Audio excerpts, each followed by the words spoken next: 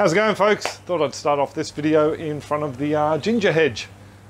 Put on a nice display again this year. A couple of bits and pieces that were overwintered and a lot that was started off from last year's rhizome. Also, we have the little planter boxes here. I'll be doing a wicking video for these guys very soon because they're very popular here in Australia.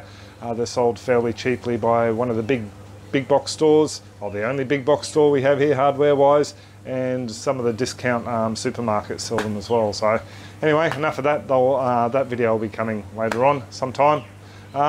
This video today is about pruning some bits and pieces down the back, and I'll be just using bits of video we took over a couple of days. We started off, ended up going away for a couple of days last week, and then we finished it off yesterday. So there you go. I do hope you enjoy the video. Bianca's been busy while I'm filming bits and pieces for the sweet potato harvest. She's taken out all the Queensland arrowroot. There's some down there, but any that has fallen over, she's taken out that lot there and this lot over here. I'll take the tall ones that are growing through the lime tree as well. Yeah, and what else are we taking out? Bianca's running this show. Pigeon pea is going. Oh. The other pigeon pea is also going. No! And there's a third one down the back, but I won't tell B and we can keep it. Then that's going as well. Oh, geez, you're cruel. Yep. And I might dig up some of the root at the front because it's sort of... The arrowroot? That one on the corner has completely breached the area, it's sort of... So I might dig it up.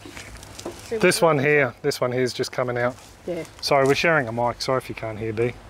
And I might dig up the root and see what it's like. Cool. And I really need to move the top hat for the hoop house as well. I'll just kick it against the side, that's fine. Yeah. The reason we're doing this is because I came down the back and did a bit of a monster mow the other day, and we've moved all those IBCs that were against the fence over there down the back, so we can at least sort out this area here and work out where we're going to be placing things, probably fruit trees to begin with, and then the chookies down the back corner, or we might even bring the chookies up a little bit closer to the house yet. We'll just wait and see.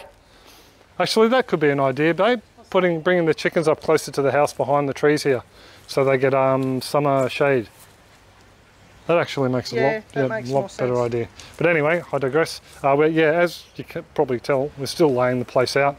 And the blueberries, we're actually not convinced we're going to put them in the ground yet, because if we're moving in a year and a half, I'd like to take them with me.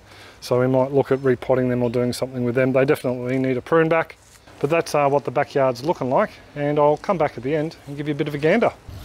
So B's almost finished, and also decided to do a little bit of a trim on the bay tree. I need some bay leaves for the kitchen. Yeah, you think you got enough? Yeah. Yeah, more than enough. I think we've still got some dried ones from before. We gave loads away, but yeah. No, I think I got rid of them all. Oh, did you? Yeah. Yeah, but we need to give that a bit of a trim, and B suggested even maybe trimming back the lime, which I think she said before anyway. Yeah, just a little. Just a little. Anyway, back to sweet potatoing. So folks, the sweet potato spud video is done. Bianca's given me a hand there, and also really hooked into that Queensland arrowroot. There's a load of it over there on the ground. Some for Master Sam, but he'll probably receive this before he sees this video. Not before we give it to him, that'd be impossible. And B is making short work of the Queensland arrowroot. This stuff here, we're just, fairly large sections, and that'll just be popped into one of those 2 barrels. Yes, I harvested other sweet potato. Popped into a couple of those blue barrels down there, and once we do a bit more cleanup underneath here, it'll dry out a bit and go a bit rotten in there, but we'll pop it back underneath the lime tree, I think. But as I was saying, we need to get into this pigeon pea and all the rest of it. Yeah, B just said she won't worry about the pigeon pea because she wants to mulch it all up as well. So yeah, if we just store it in those drums with a hole in the base, we should be good to go. Just quickly, there was another harvest from the aquaponics system. Did you find another one? I found another one. She found another one. There's supposed to be 3 grubs in here. Yeah, and the bubby's back. The small one and some big ones. The bubby's back. The bubby's back. We actually had a bit of a bet and Bianca won. So 4 of these caterpillars, hornworms, went to the fish, and what's left in here, I can't see the small one anymore. No, we that's right, we threw him into the fish. So that's another one Bianca's found. These are going to the butcher bird because Bianca won. And butcher bird, I think, Bubby's up on the guttering. He's up on the guttering. So should we throw these down on the ground? No. It's flown away to play with some Mickey birds. Anyway, we might feed these to the butchies up on the deck a bit later when we're done. Yeah. Okay, call it quits now, Bianca. Yes, call it quits. Okay, Bye. Bye Bianca. Bye, Bianca. Bye Bianca. Bye, Bianca. Bye everyone else. Have a good one.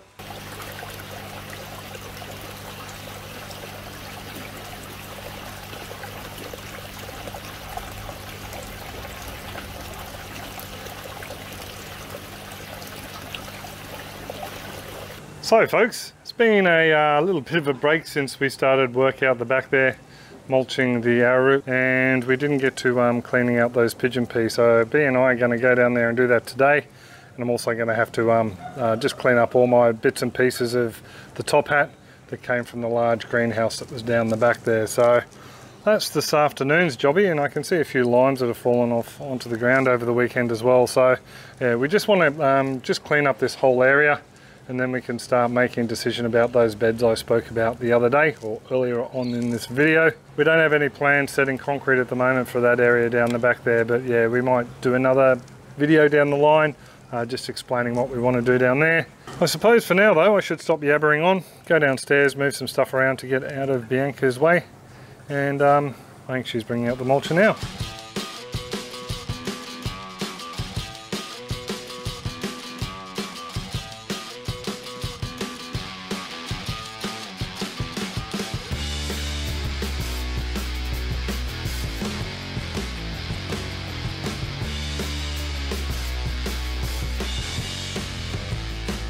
Just to show you as well folks, this is what happened to the arrowroot after we chopped it up. I just chopped it up with the machete, and also the sweet potato from the aquaponics system. But Bianca and I have finished. You happy, babe? Yes. Yes? So we've gotten rid of the pigeon peas. There was one there, one over the back there, the stump's still there in front of the Okinawan spinach bed. There's another smaller one I think just down in there.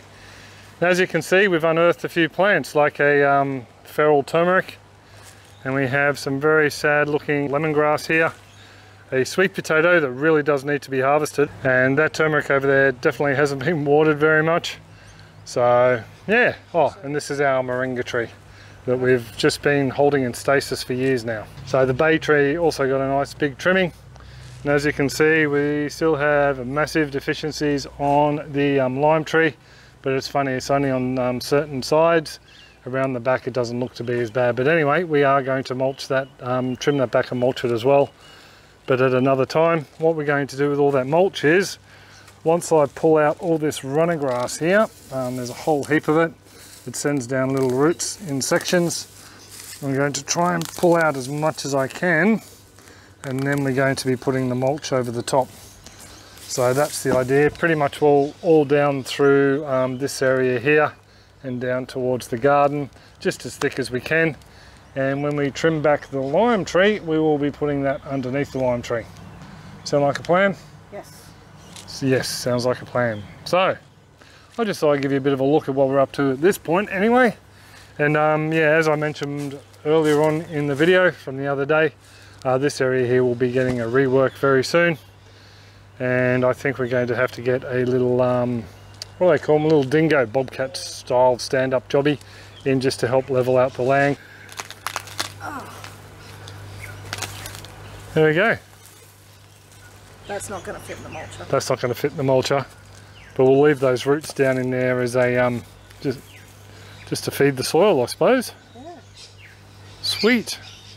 Just quickly, if there's any supporters who are after IBC wicking beds, we've got those ones there. We've got the ones underneath there, including the drainage pipe. And yeah, so if you are interested, let me know, because we've got different ideas for some wicking beds out the front. As I said, something else is going on out the back here. So shall we leave it there, Bianca? Just remembered there's a tree in the front yard to kill now. Bianca just remembered there's a tree in the front yard to kill. We have a Chinese celtis out there we need to get rid of, but before we fill in the front garden beds. So that'll be next week's jobby. So anyway, bye-bye Bianca. Bye. Bye. And we will catch you folks later. So Mama Butchie's just turned up on the veranda. So I think she can get a couple of these. What do you think, love? So just pop them down on the table. And they're all yours, love. You gonna come over for a munch? Hopefully they're not going to make too much of a squishy mess. Oh, yep, she just popped that one. And she's up on there. Give it a bit of a bash. Wow, they are very liquidy. I know it's rude to watch people eat, but you know.